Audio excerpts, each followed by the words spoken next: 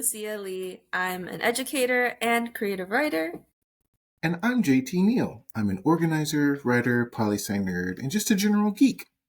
And you're listening to What's Wrong, Baltimore? Our podcast where we talk about Baltimore, the issues that affect the people who live in it, and the implications they carry to all American cities. Well, welcome. Yeah. I was trying to do that one together. I didn't tell you, sorry. It almost worked. Almost worked. From welcome. You go ahead. From welcome. Well, welcome. Hope you're ready to sit back and do some listening, because we're going to do some talking.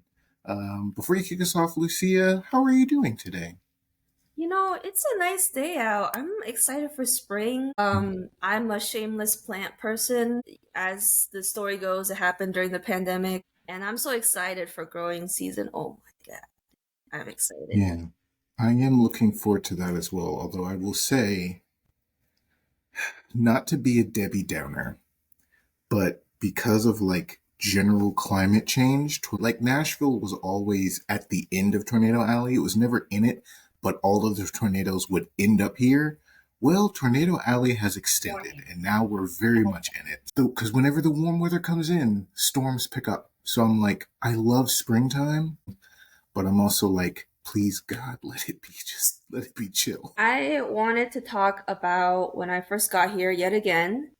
It was in a lot of DEI situations, as we talked about. I noticed that a lot of these discussions around race in Baltimore specifically always centered the conversation of issues amongst Black and white people. And when I entered this and I learned about the history and we had these discussions, I'm like, what do I have to contribute to this conversation? I think I should just shut up. And, I did. I think that's not a bad approach at first when you don't know what's going on, right? Yeah. But as I kept thinking about it and learning more, I realized I think that's a problem in itself. The fact that we frame race issues in Baltimore strictly in terms of Black and white people. And so one of the first things that we talk about in these discussions is the Black butterfly, a concept coined by D. Watkins. He has a book on it. Kind of describes the general shape of a butterfly in terms of the map of Baltimore, and how that is where Black neighborhoods that are redlined kind of just have remained historically. And then we have the white L, which is kind of straight down through Hopkins and then over to the Fells Point and on.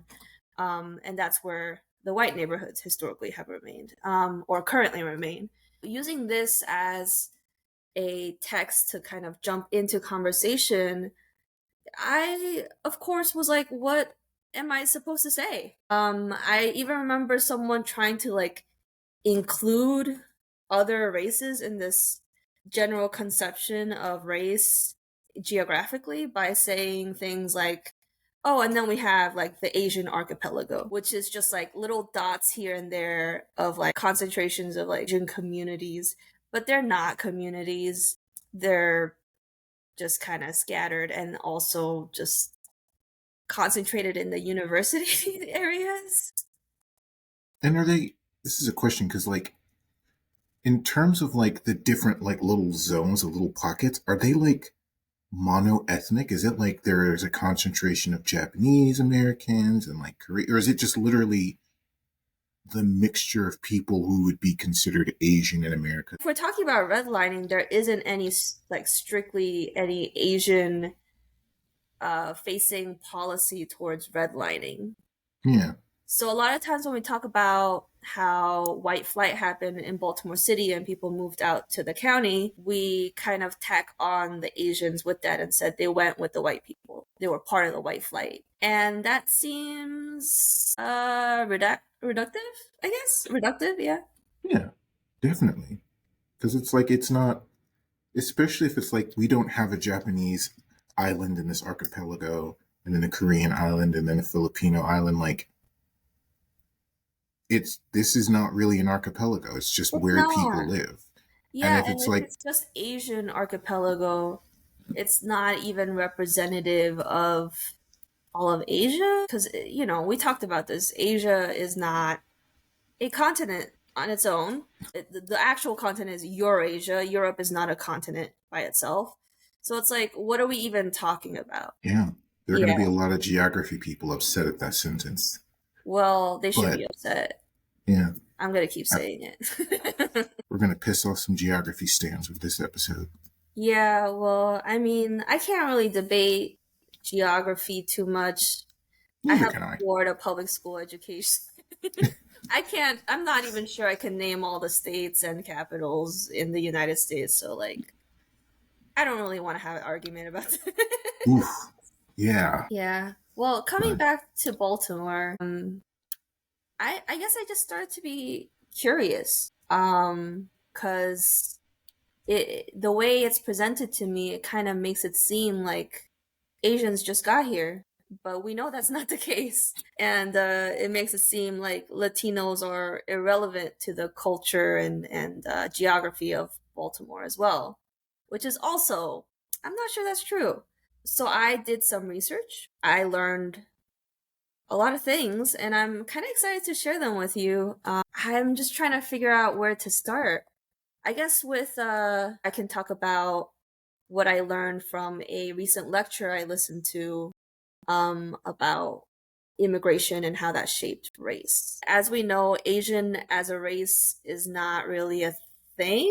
Yeah, I recently listened to a lecture that was streaming on PG County Library System YouTube channel by Nikita. She's a PhD candidate who gave a talk about how immigration policy shaped our ideas around race. She's also an artist. She does a lot of like block print art that I really love, and she does workshops throughout Baltimore. But basically, things I took away from that talk is that we were always assigning race based on who we didn't want in the country. So there was this cycle of like, first we bring in the Chinese to exploit their labor and have cheaper labor so we can get some big projects moving, like the railroad. And then when people started having complaints about the Chinese, specifically laborers and white people, because they were coming in replacing laborers and being paid less, making it hard to organize in terms of labor and, just general xenophobia. So people just did not want the Chinese to be here. And so then the Chinese was banned. That's the Chinese Exclusion Act. But we still need labor. We still want cheap labor. So we bring in the Indians. At the time, we called them Hindus. And same deal. People get fed up, then they ban them, but we still need labor. So now we bring the Japanese, and it's just this cycle over and over again of bringing people in to exploit their labor and then banning them. And I want to show you how this worked in terms of defining what Asian means. There is a quote that I was shown in this lecture from a hearing before the Committee on Immigration in Congress in 1914. Okay, 1914. That says the high class Hindu is a Caucasian, but I've heard it said that the so called coolie laborers, the common laborers of India, are not the same race, that they are a sort of mongrel mixture, possibly part Caucasian and part Mongolian. A lot to unpack there, but basically, when yeah, they say a Mongolian, according to top race scientists of that day, that was the categorization that the Chinese fell under. So basically, they were saying if you're a high class Indian, then you are basically white. If you're a low class Indian, then I've heard it said that you are some mongrel mixture of Asian or Mongolian, right? And maybe a little bit of Caucasian in there. So race this is like a scientist. clean example of racializing class. Yeah. You say race scientist, and I'm like, Mm. yeah. How objective. Yeah. So that was 1914, right? And then from there, in 1917, an immigration act was passed that created a Asiatic barred zone, which kind of drew some lines to say this is Asia and this is where people should not be immigrating from. And this time in 1917, 3 years later, it included India. So now Indians were Asian. Is that why we? Is that why it's still like the expectation today? They keep changing. That's what I mean. Like, even Yeah. though Indians were included in Asia, Japanese and the Philippines were not. Like, the Japanese were allowed to immigrate. Filipinos were often brought into the United States.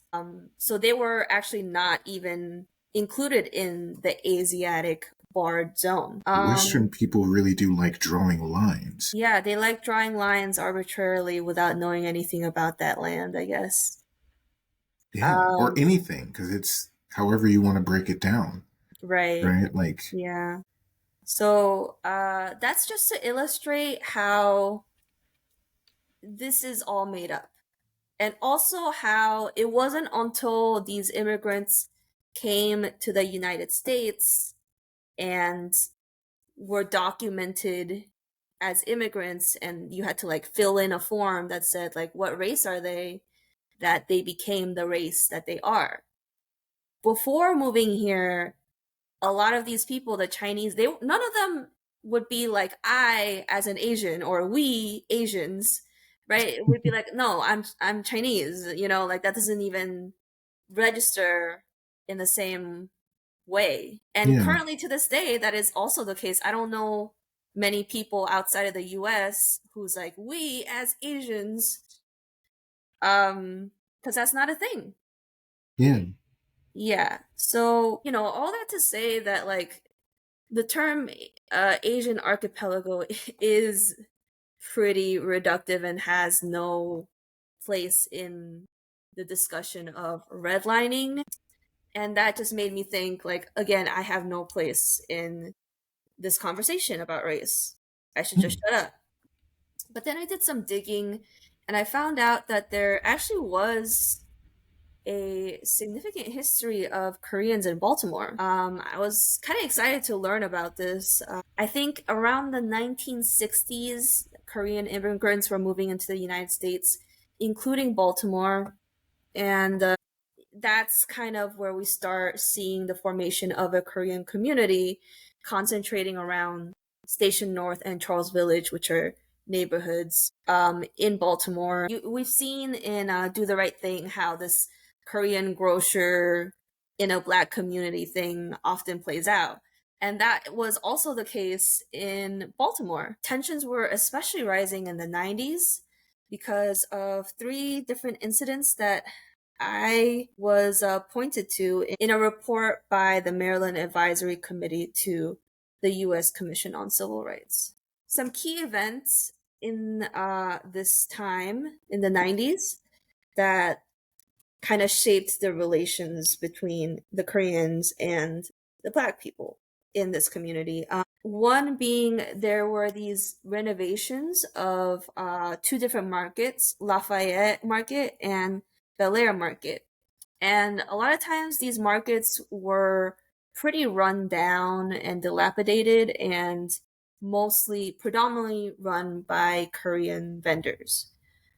Um, but then there was this move towards renovating or changing up the market, which meant that the leases on these Korean business owners was ended, and the goal that was kind of announced was that we will have a significant portion of these vendors be Black Americans as a priority. And that was kind of scary for a lot of people because this was their livelihood, and they felt threatened as Koreans. And I think that laid a foundation of things being uncertain for Koreans that made it more easy to feel victimized. Then we have the boycott and closure of Canon Food, which is a grocery store. The issue was that a lot of the food being sold was inedible.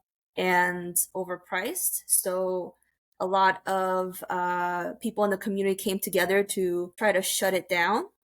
It says, as residents picketed the Park Heights Avenue store, protests became a daily topic on a radio talk show hosted by C. Miles Smith, a controversial figure known for his black nationalist views and scathing criticisms of local black leaders. While some African American clergy tried to ease the mounting tensions, Mr. Smith urged his listeners to defend the black community against Korean, quote, bloodsuckers taking our money. Eventually, he was shut down. That was that. Then we have a campaign to close Chang's Mart. This one's especially interesting to me. Since 1984, Konsu Chang has operated a liquor and grocery store called Chang's Mart from the basement of an apartment building for the elderly and people with disabilities on Utah Place in central Baltimore. At that time, the store is located between a mostly low income black neighborhood and a kind of like more affluent neighborhood where these like professionals are moving in to restore elegant 19th century row homes. The people who were moving into the Bolton Hill neighborhood, the white kind of like up and coming neighborhood, says contending that the store attracts litter and a criminal element in quotation marks. Bolton Hill's white-led neighborhood group, the Mount Royal Improvement Association, has pursued a campaign since the mid-1990s to force Mr. Chang to close the store or move it farther away from Bolton Hill. But Mr. Chang has strong supporters from his customers, almost all of them African Americans, including many seniors from the apartment building that he has the store in. These efforts continued. The Improvement Association has filed numerous complaints with the city liquor and zoning boards and has sent a flood of letters to elected officials. The liquor board has attempted to mediate the dispute, and Mr. Chang has spent money to meet a number of the association's requests, including hiring a part-time security guard. However, Mr. Chang was cited and fined twice in 1997 for selling liquor to buyers under age 21, apparently in connection with police sting operations. I think there's a lot to dissect here, but basically some key things I took away from all this was uh potentially negative effect of gentrification on Korean American businesses, right? So this is basically what was happening to Chang's Mart. And like I said, a lot of black people from the community defended Mr. Chang, including some of the people who lived in that building. And one of the employees, a store manager, her name is Irma Norton, who is also black. And she has her own little testimony where it says, they asked him to stop selling products that the lower income people could afford. Mr. Chang said, I can't do that. I want to accommodate all of my customers. After he Yeah. refused to stop selling the products they asked him to stop selling, like malt liquor miniatures, whatever, they started the smear campaign. He has all the support of the black community. No one in the community complains about Mr. Chang. That's another thing the whites do not like. They have sent several letters to several council members smearing his name and also involving anyone in the community who supports Mr. Chang. They refer to them as derelicts, panhandlers, prostitutes. They are blaming the prostitution in the area on him and getting other people to support them. They are blaming all the panhandlers on this establishment. Any loitering, any crime, the smallest crime, is because Mr. Chang's establishment is there. Not only are they discriminating against Koreans, they're also discriminating against African Americans. And if we unite, they are really going to come out and get you because they do not like that kind of support. They say it is not a black and white issue, it is not a racial issue. First, I even put it off as an economic issue. I said it's about the lower income people. I said it myself because I was in denial, but when I really got into this whole situation. This is a racial issue, and they do not want this Korean in this neighborhood. Funny, I think in America, a lot of racial issues are economic ones. American racism, American race identity politics, however you want to like delineate or describe the issue, you can quickly see with research that they're inextricably connected. So I think you're right. Like it is definitely a racial issue. The economics of the economics of it boils down probably differently than I think people would acknowledge, because like Mm, if Chang's store is serving, a predominantly black community in a way that a predominantly black community wants to be served, who exactly is complaining? Somebody who loses out or perceives themselves as losing out because Chang's Mart is doing something contrary to what they want.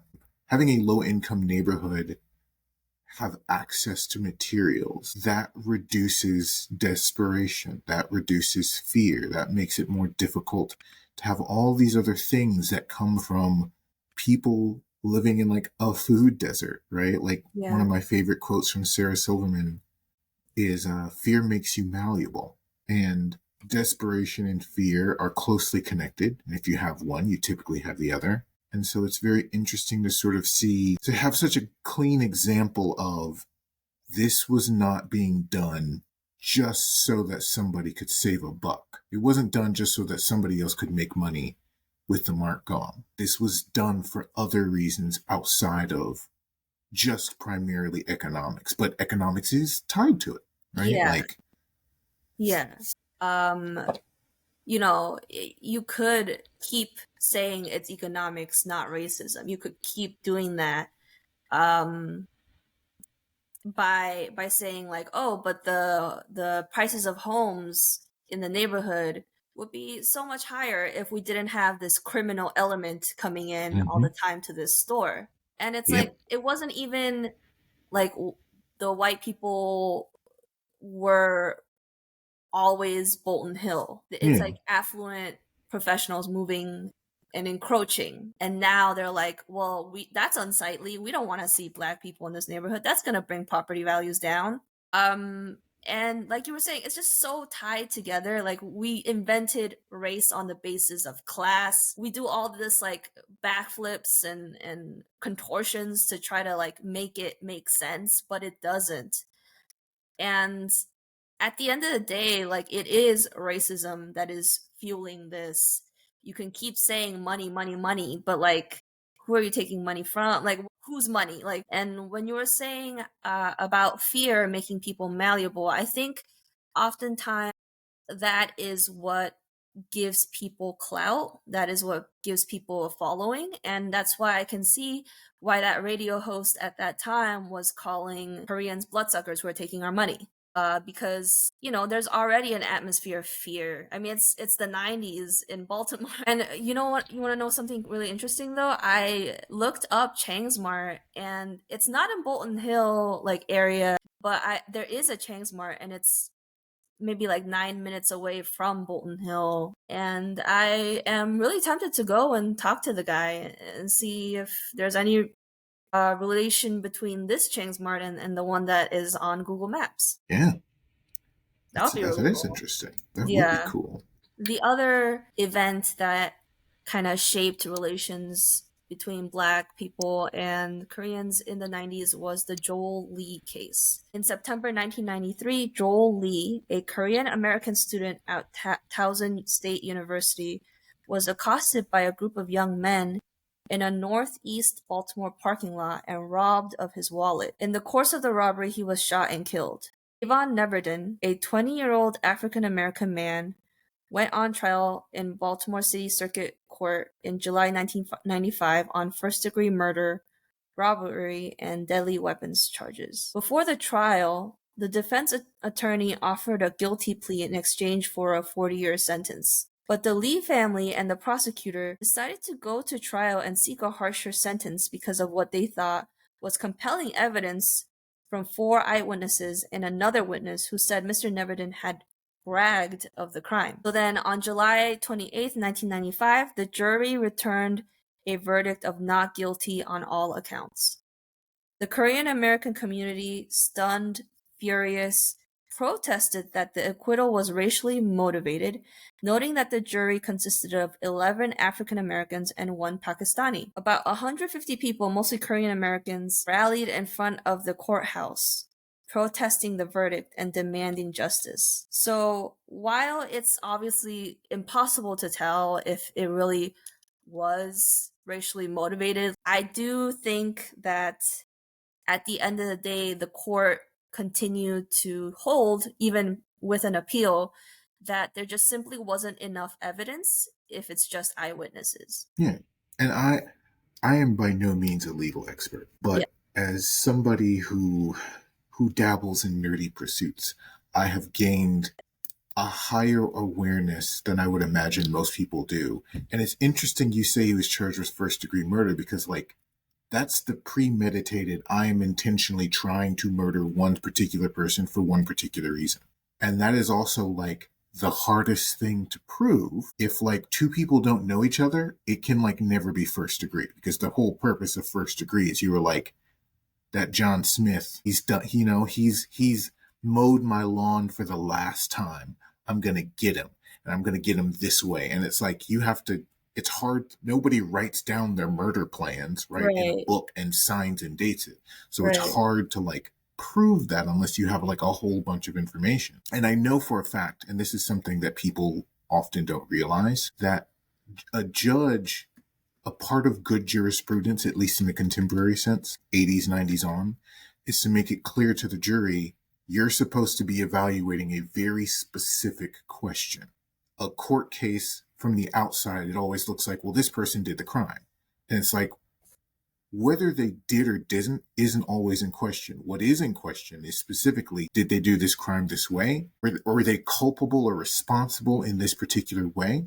Because you can't just like try someone on like bad vibes. It has to be Mhm. very concrete. I know initially, like when when you brought this up, this case, I was just like, well, perhaps the African American jury was like, here they go, finding yet here go the police of Baltimore, the white police of Baltimore, finding and charging yet another black man with something, with like no evidence, or he was just the nearest person there.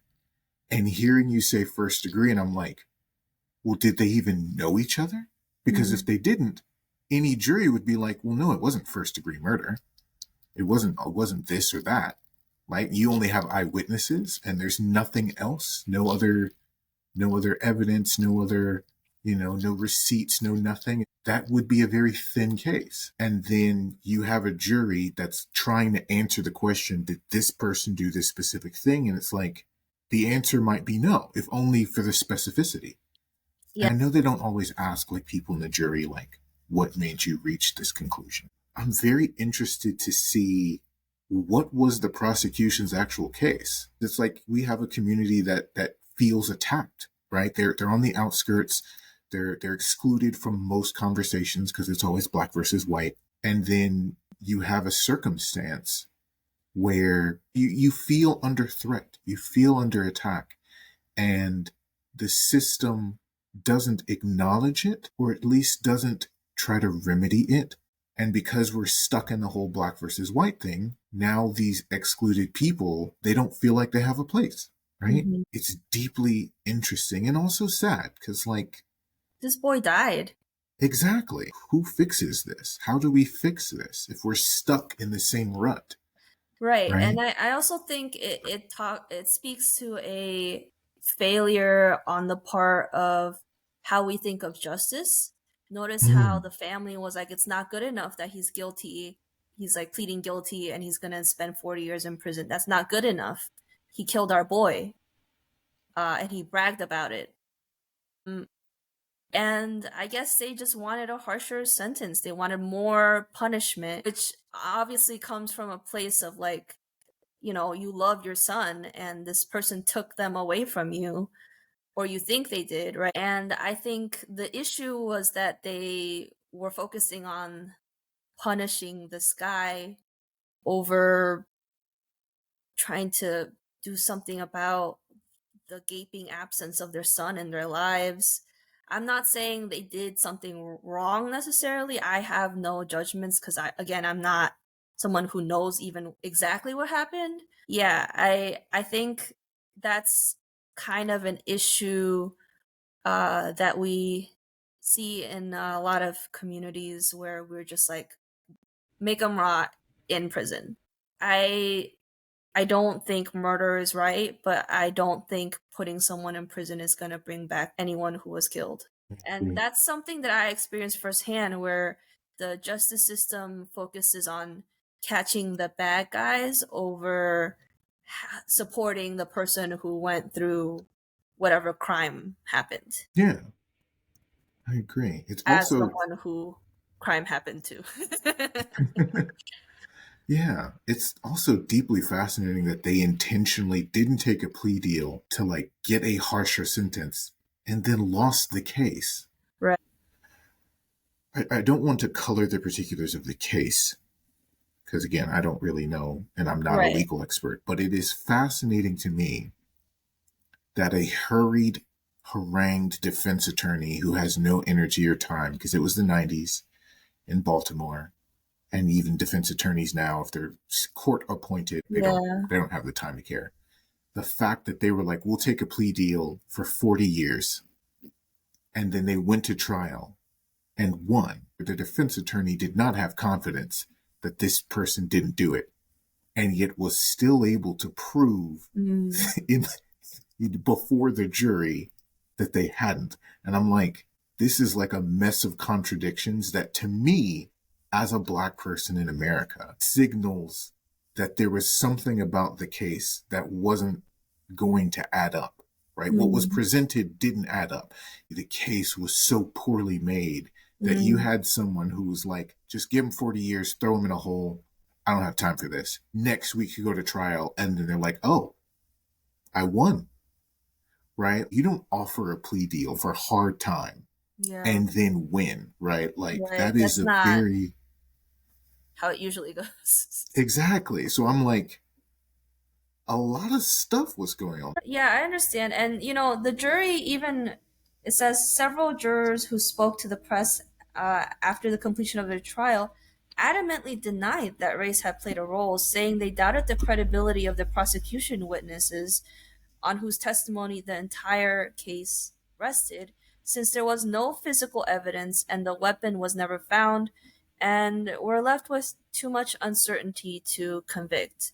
I think that trying to prove first degree murder is sort of like trying to prove hate crime or like some kind of racist element that motivated things. Usually, racists don't write down, I am racist and that's why I am committing this crime. Although a lot of them are doing that now.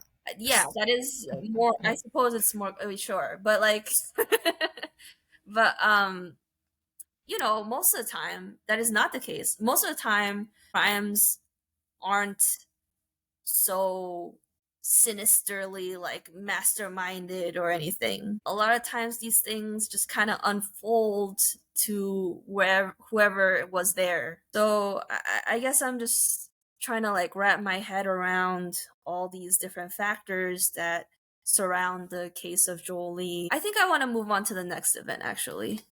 Yeah, Yeah. we Okay. certainly can. I did So, not expect us to go down the rabbit hole of the case, but just hearing those particulars, and I'm like, this should be a dedicated episode of unpacking it right. because there's a lot here, and it's also interesting, just sort of bringing up the case and knowing about like the Rodney King riots and stuff in LA and how that also like had a particularly like it was inherently racial, right? Because it was like a black person who's being beaten by the police, but knowing that like a lot of Asian store owners in Los Angeles, there was animosity. I know some of the most famous pictures of the riot are like at a Korean grocery store, and they have like guns protecting their store, and it's like it is fascinating to sort of see that abstracted from just the context of this singular event. Like it is rare to get another case and example of this sort of racialized experience in America that is so concretely set up to be black and white Right. and there are other racial groups that are like tangentially affected, and they're the effect of this like racial tension that we have built into our country's frame creates these new tensions and interactions which further reinforce what's already here, right? Like, Right. Asian people were not set up to get along with anyone who lives here if you consider the history of uh, Asian labor brought into the United States. They came here specifically to replace laborers, which, already that's off to a bad start. yeah. And I think that's possibly why the question from the start, um, that Asian Americans have to face is this idea of perpetually being a foreigner Mm. when you were born here, Yeah. when you're from Jersey. It doesn't matter how many generations of Chinese have lived in San Francisco. If you can see it on your face, you're a foreigner, you don't belong here, and you might be a spy for China. I don't know. Yeah, that was actually one of my favorite like points in like the Captain America movie when like they rescue Bucky and their friends, and there's that one Asian soldier and they're like, "Oh, where are you from?" He's like, "I'm from Jersey." It was funny at the time because it's like, "Oh, you thought because he was Asian that he was Yeah, something that you weren't." And like the fact that that was not the case is a right. surprise to you. It was something that always sticks out in my mind, that interaction. It really doesn't matter how long Asians have been here. If it's different, the kind of exclusion that we see, because I think a lot of times, Black people never had a choice as to being here or not being here. So then, the question isn't, do you belong in this land, in this country? It's like, you don't belong in this neighborhood, in this city, in this suburb. Mhm. Whereas Asians, it's like, you don't belong here. Like, where did you Yeah. come from? And I think that kind of extends to like the Latino community to a degree, right? I think it is very clear that it's not the same, right? Because Yeah. nobody's going to look at Eva Longoria and be like, "You're a foreigner." I hope not. Oh my god. Well, I mean, because it's like she said it herself. Her family's always lived in the part of Texas they live in. It's just the border moved. And like, Literally. there is a, yeah, like literally. And it's interesting to note that there is always there is a foreignness to Hispanic people in America. However, it's not as exclusionary in the way that like anyone who's considered Asian is, right? Like they're always, it's Right. always, you're not really from here. Where are you from? Right. Right. And Well, there's I think never, there's a geographic element, like you were saying, like hmm, Texas and California was Mexico. yeah, Like we took that land in like a shrewd lot of business ways. deal. Like also white people offering treaties that they don't honor all over Yeah. California, all over the West, as Hmm. the settlers kept moving west. Yeah. And you're right. Like Yeah. Asia is an ocean away. It's like the expectation that if somebody looks like they are Asian, they are from far away. Whereas a Hispanic person, that's all of South America and a third of North America. They're not as far away. Yeah. But Then I want to talk about the shootings of 1997. 2 weeks following the federal decision in the Lee case, saw a spate of shootings in Korean American businesses in Baltimore with 2 deaths. On mm, January 20th, two masked men entered a liquor store and fired at a Korean American worker, but the bullet missed and the gunman fled without taking any money. The next day, liquor store owner Yang Koo-yoon was shot and killed after a brief struggle with robbers. January 23rd, another merchant, Won Hee-ma, was shot and wounded in a robbery at her food store. Then January 27th, grocer Chi Seok Kim was fatally shot in the back by robbers after he had handed over several $100s in cash. So Hmm. already there's a atmosphere of fear. And then right after all these shootings happen, and I think this feeds into the suspicion that like these black people, this whole city is out to get us Koreans. Yeah. And the fear is obviously what drives some of this animosity amongst Koreans and black people in the community. It's like I said, it's hard to prove racism specifically because that's just your little intentions. Yes. The action itself of like being shot and killed, that's bad. Yes. Is That it is bad. Yeah. racism?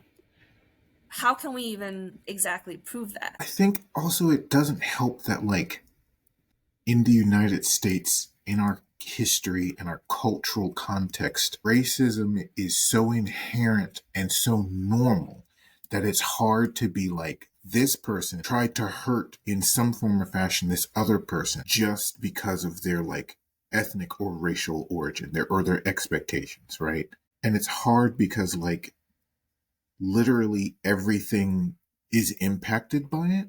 It's why I think a lot of people of color are always like, well, of course this white person is racist because they are perpetuating the system, they benefit from racism, of ancient, history of racism, and they have no interest in changing. While that is a function of it, there's also like a little bit of truth to conservatives. Like sometimes a white person screws over a person of color, not just solely because they're a person of color, but because, well, they were going to screw over anybody in that position, right? Or because they were poor, right? Which goes back to the inexplicable link between economic class and like race. But also then it's like if you have racialized tension, people who are frustrated are going to take it out. And while that is inherently racist, is it something where it's like, I committed this crime. I was trying to kill this person because they were because they were this kind of person, and I'm going to keep doing it over and over and over again.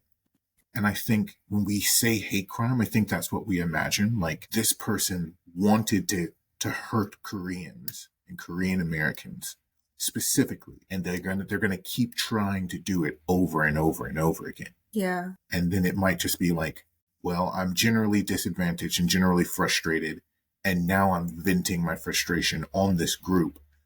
But as soon as it's vented, as soon as I try to rob them and fail or succeed and I run off, I don't do it again. It was inherently temporary or inherently tied to that fear and that desperation. And I don't think that's a nuance that we like as Americans discuss and try to unpack. And it's hard because then it's like a lot of times it's like I want to prosecute that person for a hate crime, but they don't actually hate me. They're just taking advantage of the fact that I'm like poorer than them or live in the part of town that's been like redlined and like all of these other Vulnerable. things. Yeah. They will do that to anyone vulnerable. It's just that race is tied with vulnerability. Yeah. Yeah, I see what you mean. I think there's a video clip of James Baldwin kind of defending himself in an interview where people are like, why do you hate white people? Why do you think white people are out to get you? And he has to explain, like, I don't literally know what people are thinking, what their intents are, whether or not they hate me. What I can say is that everything is segregated, that black neighborhoods don't get the resources that white neighborhoods get. What I can say is on paper, why is it that churches are one of the most segregated spaces in America? Why? Like, I can't point to whether or not you hate me, but I can point to these things and say that that is not right. Yeah. It's like I can't say any white person in particular hates me, but all of the people who do hate me are typically white. It's hard to not make it seem like what it is because in effect, it looks the same. Yeah, and that's why it's so easy to gaslight people in situations where they're experiencing racism into being like, why are you making this about race? Why are you turning this into you being a victim of hate crime? Like, this could have happened to anybody. Why are you bringing race into this? And that's why it's so hard to talk to anyone about things that may have happened to you. That's why it discourages anyone saying anything ever, because the difficulty of providing proof, and just like how easy it is to dismiss it, it just makes it hard to say racism. And that's also probably why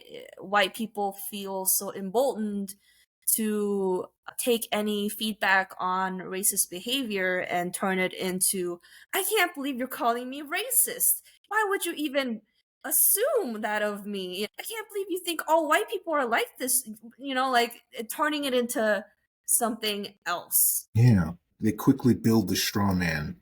Yeah. Yeah. And I can't, Um, like, it's hard to fathom, especially with Baltimore, just like,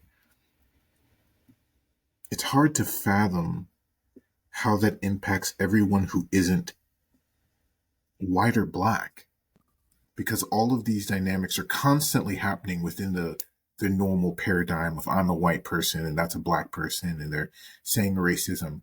But then it gets even easier for everyone who isn't there, right? It's like I'm definitely not a racist, but I'm also not a racist against Asian people. I mean, come on. How can you be racist against Asians? yeah, Or and how it can you be doesn't racist? help. Yeah.